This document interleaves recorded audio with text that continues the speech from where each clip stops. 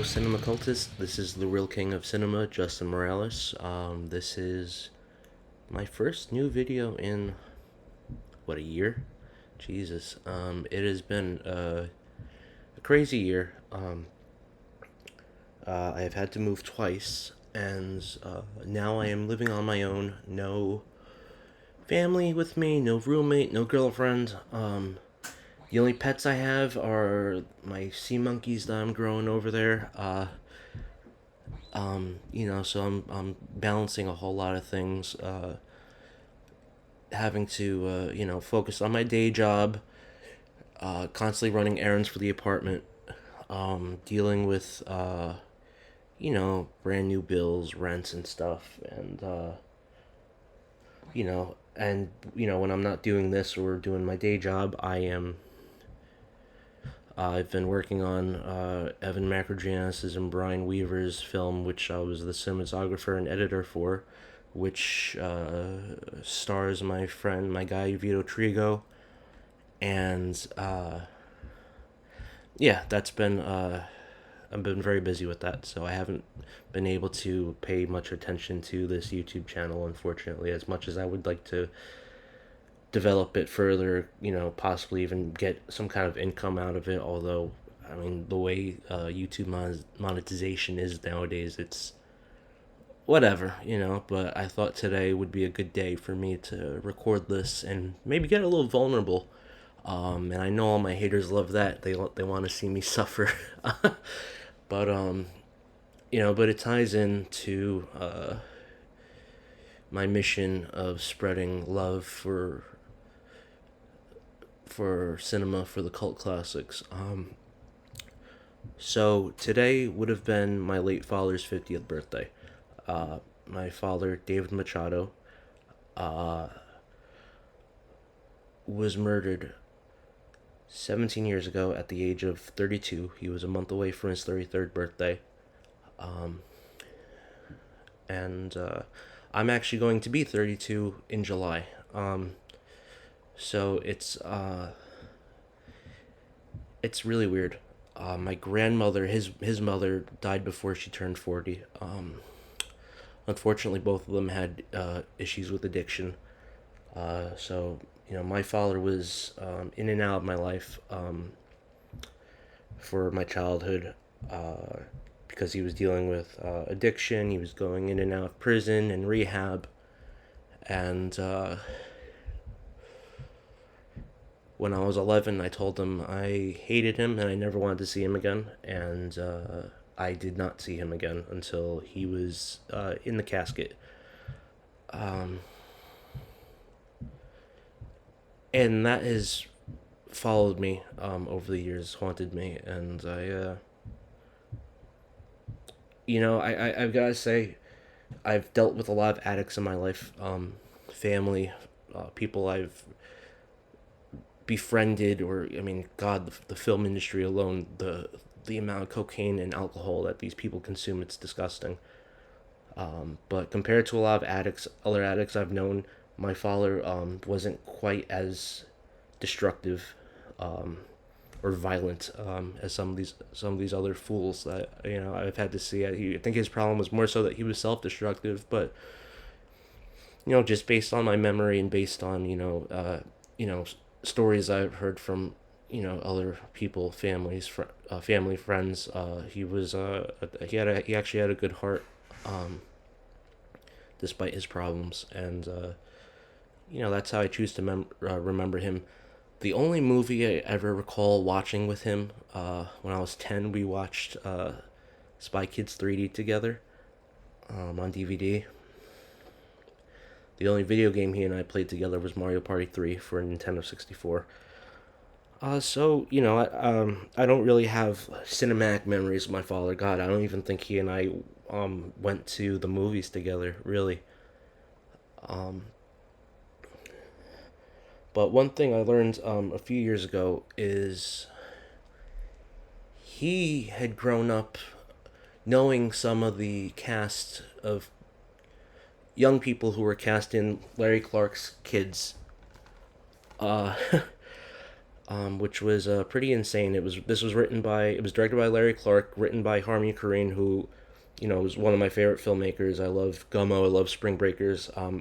I confess I actually only just watched this for the first time a few days ago. And yeah, I mean it's disturbing. It's an ugly film,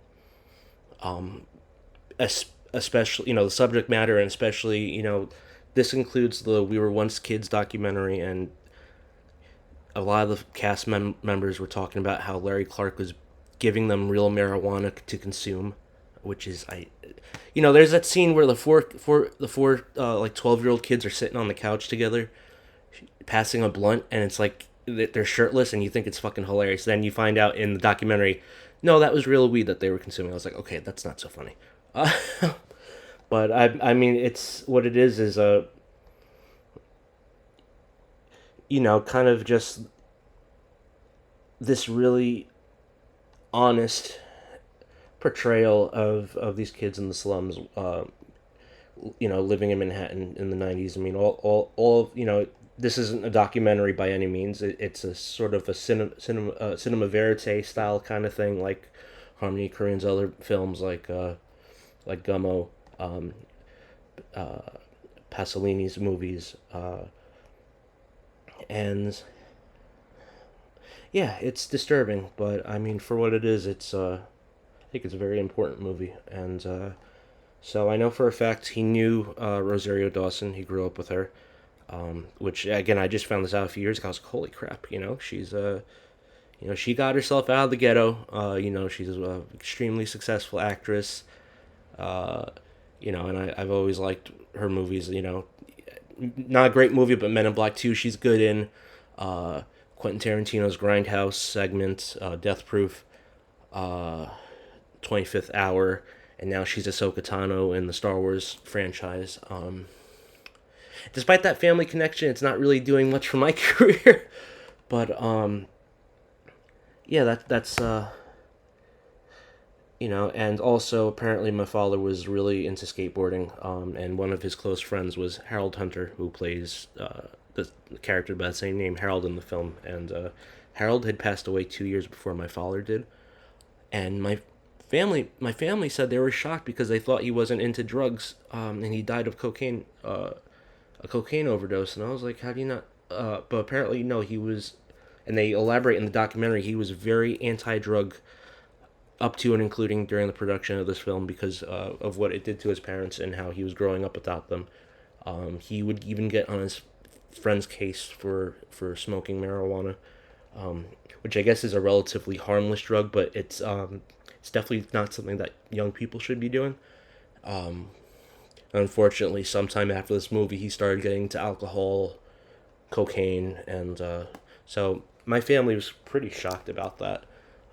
Uh, but he was a very famous skateboarder, as was Justin Pierce. Now I don't know if my father knew Justin. He may have, just because they were close friends, him and Harold. And I know before this movie, I knew Justin from Next Friday. I mean, his scenes with Mike Epps are hilarious, and he died tragically. Committed suicide at the age of 25 in the year 2000. They talk a lot about the biggest focus on the documentary is those two, and it was definitely very informative, heartbreaking. You know, but I got a better idea of how my father grew up. Um, I don't know if my father knew Harmony Korine or Larry Clark. It sounds like, based on the timeline that they talk about in the documentary, those guys kind of came not too long before they made this movie. This movie came out in 95. I was born in 93. So, I'm trying to think of the timeline, but, for a brief amount of time when I was born, he was living with us, and then my mom found out about him using heroin. She kicked him out of the house, and he went to prison for the first time. So he was probably already getting in trouble to even be associated with this film. Uh, this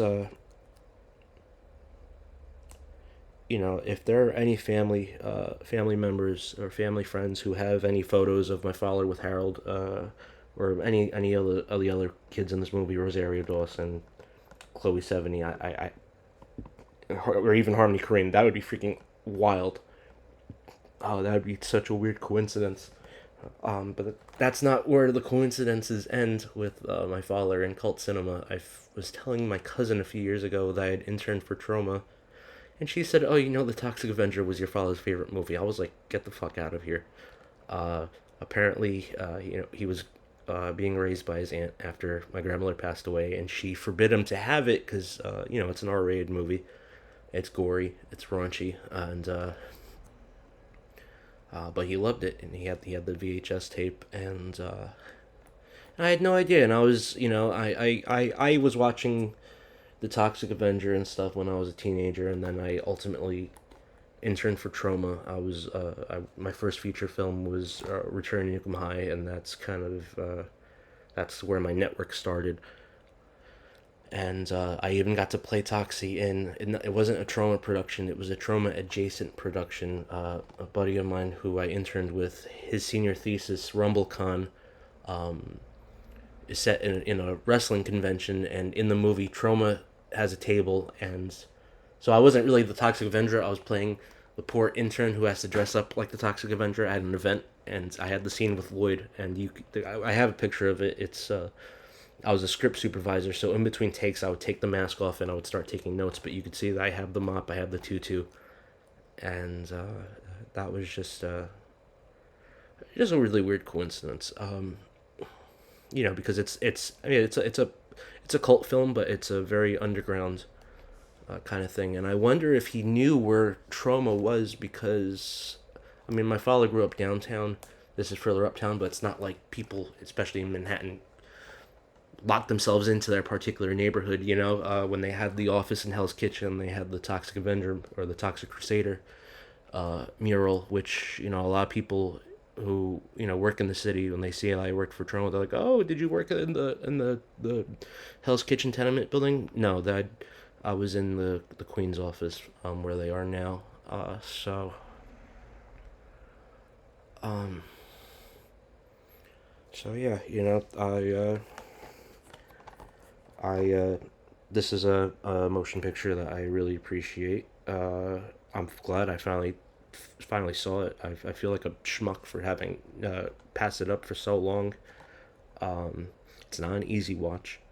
Um, but Larry Clark, again, he kind of did some sleazy stuff, but he's all intents and purposes, he's a good director. I like his movie Bully.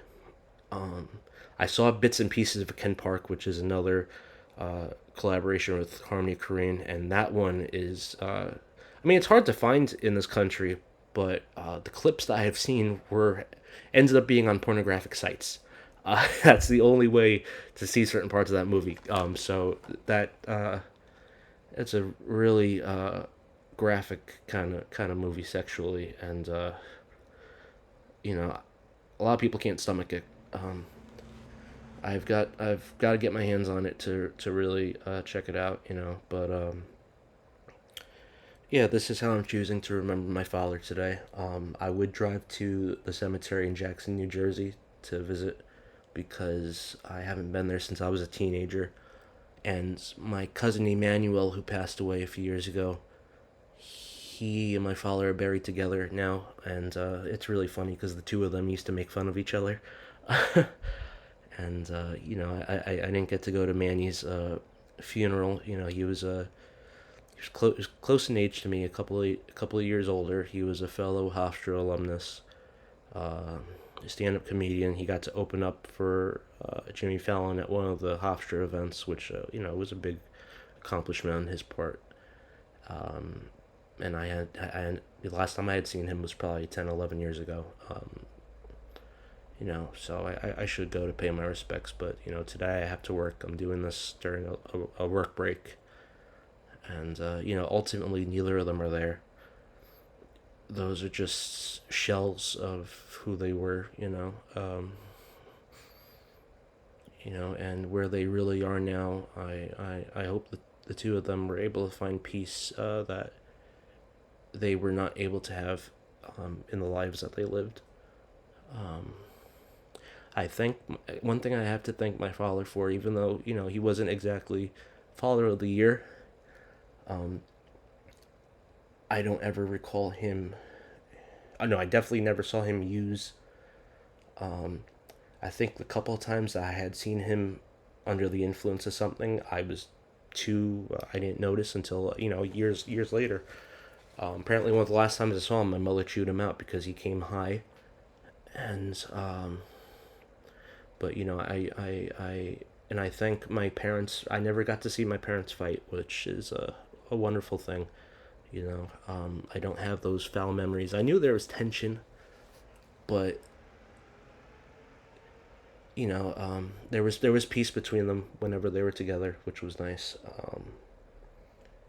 I kind of wished one thing I was really resentful about growing up was not growing up in a typical white nuclear family scenario, but at the same time, I knew my parents, the two of them, they should not have been together. They have been not they had been broken up since, I mean, before I was even a year old. So, and I thank my father for the times that he was around. Generally happy memories, lots of laughter, and that's how I choose to remember him, and I'm fortunate that that's what I have to remember. I and I I'd like to think he and Harold are skateboarding together right now in heaven. I think that would be something that they really enjoyed in life, and yeah, I hope you're well.